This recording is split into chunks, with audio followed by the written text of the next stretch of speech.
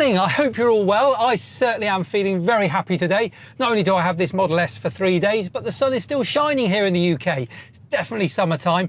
And the reason I'm so happy about driving this Model S today is because where in the past I've just seen it as a luxury item that there's no chance that I could ever drive, well, some things have changed recently. And it might just be that this Model S is starting to slip down into a price bracket that perhaps is affordable to a few more of us.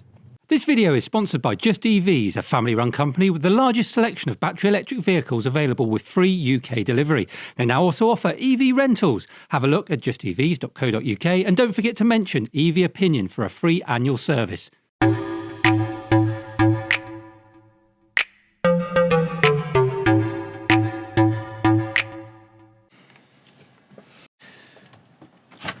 Now there's two parts that I want to look at in today's video. The first is very much around company car tax and how you can get a company car, in particular a Tesla, for perhaps a little less money than you originally expected to. The second is if you are a private buyer, someone like me that's just wondering whether things have come into line now, things like buying a Model S as opposed to perhaps a Model 3. Is that now possible? So I want to look at those two things.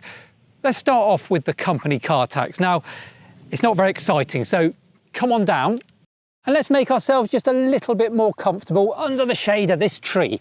Now, company car tax, it's something that if you have a company car and you use it purely for your work, then you don't pay any tax on it. It's a tool for your work, if you like. The second you drive it home, it becomes a personal effect, something that you can use in your own time. At that point, it then becomes taxable, and that the tax is called benefit in kind, BIK. It's not very kind, obviously, because they're going to take money out of your pocket. And if you're fortunate enough or unfortunate enough that you also have the ability, or that your company allows you to use fuel for your own personal use that they pay for, that's a further benefit in kind for which you also have to pay further tax on.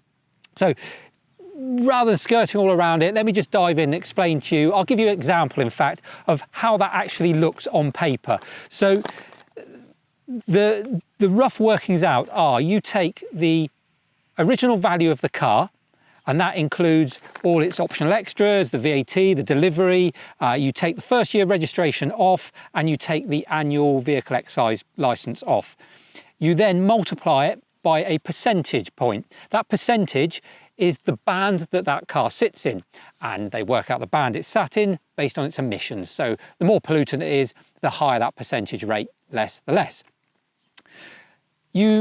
Well, do you know what? Let's make it simple, because my brain gets fried the slightest look at anything percentage-wise.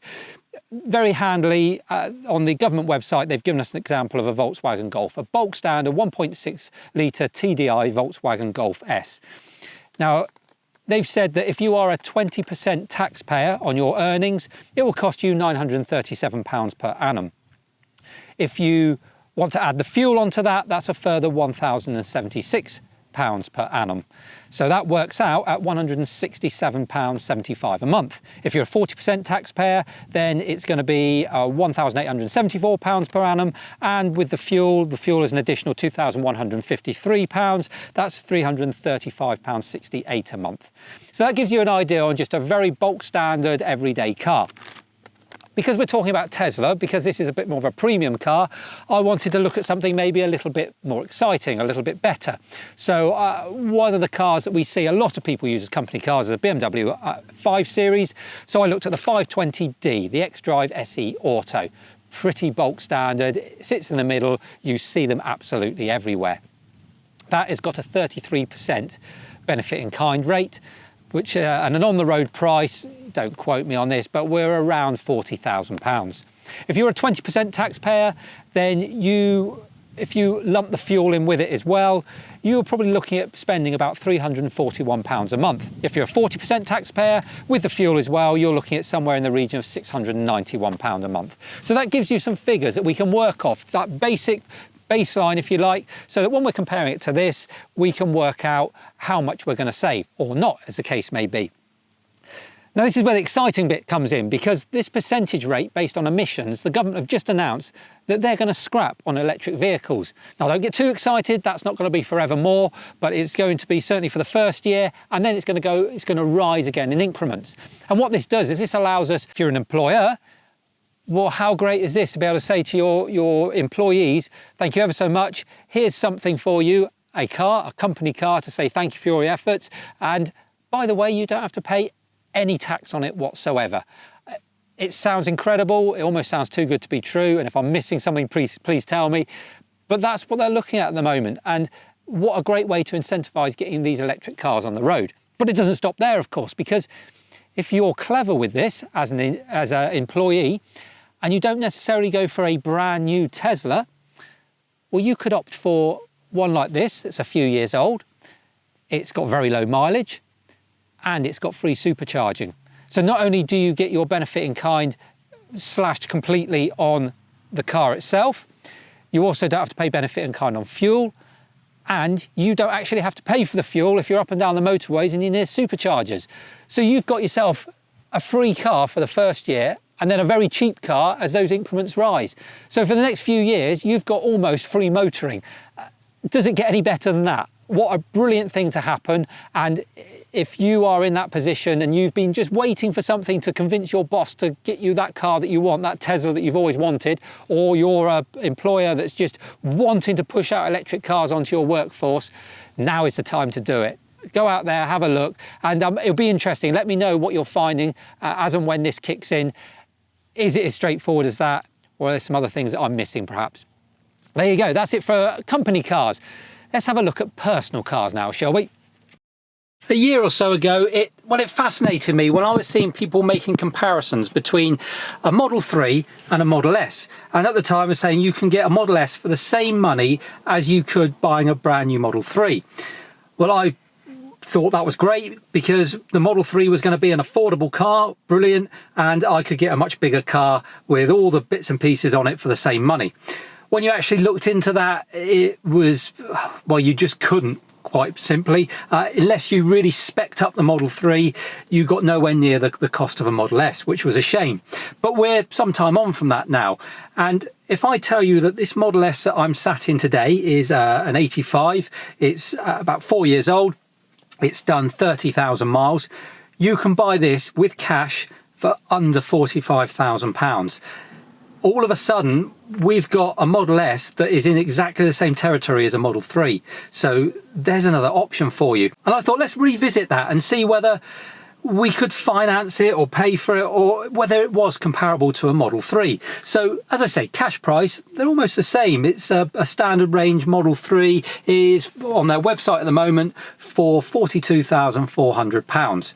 So when I put the details into their website, I just threw out a couple of figures just to give us a starting point. So a Model 3, if you want to do a personal contract purchase on it, you're limited to 10,000 miles, put down a £6,000 deposit, and it's £431 a month, and that's over 48 months or 4 years. They also did a hire purchase example there with a £10,000 deposit, £543 a month over 60 months or 5 years. So that gives us an idea of what you would expect to pay for an affordable Model 3 direct from Tesla at the moment. Now, what if I wanted to finance this Model S? Could I get anywhere near that? Because as I say, the cash price is almost identical, but we don't all have over £40,000 just to spend on a car. It'd be nice if we did, and I appreciate there'll be people out there that will be looking at this now saying, if you can't afford it, you don't buy it. And I get that, I understand that argument, but the way the world is today, lots of people take hire purchase, take PCPs, take loans out in order to finance big expenditures. Whether you agree with it or not, doesn't matter, it happens, so it's catered for. So let's start by looking at this as a PCP, so a direct comparison to Tesla. Now, in order to get a PCP, there's various places you can go, but I thought it was easiest to go to my friendly garage that I know very well. I just asked at Just EVs, I said, can you just give me a straightforward figure, nothing too intricate.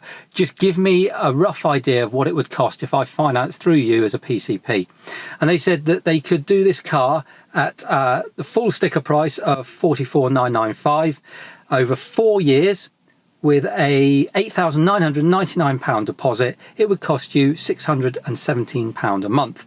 So that is a bit more, isn't it, than the Model 3, which is interesting. So when you start financing things, I appreciate there's lots of different ways you can finance it. There's lots of different deposits you could put down, but it gives us an idea. So then I wanted to see, well, what if I did it myself? What if I went on the comparison websites and priced up a personal loan over the same period of time of about 4 years?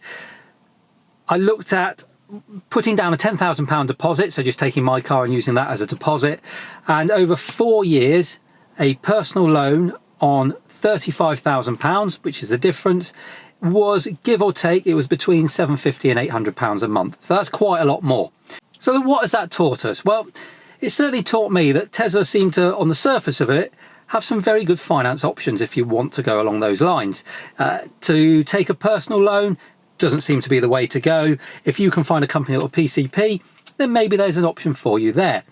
But overall, yes, you can get a Model S now for the same price as a Model 3, albeit you're going to have to find cash to buy it.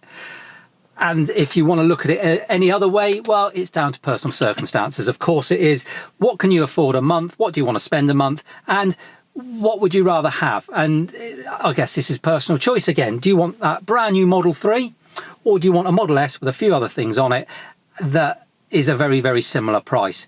What's nice for me now is that we've got those options. We're able to make that decision, and you can just get the car that suits you the best. So we've moved forward. The price of these has definitely come down, and you know, this one I'm sat in, I've got to say it's an absolute credit to the owner that has it at the moment, because most of the Teslas I've driven to this point, they've all been rental cars, or they've had several owners.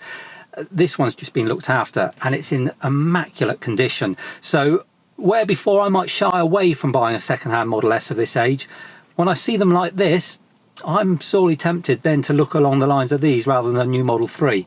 But until I drive one, I still don't know about the Model 3, and I'm sure I'll get swept up in the hype of that one as well. But we'll see. Anyway, for now, that's hopefully given you some information.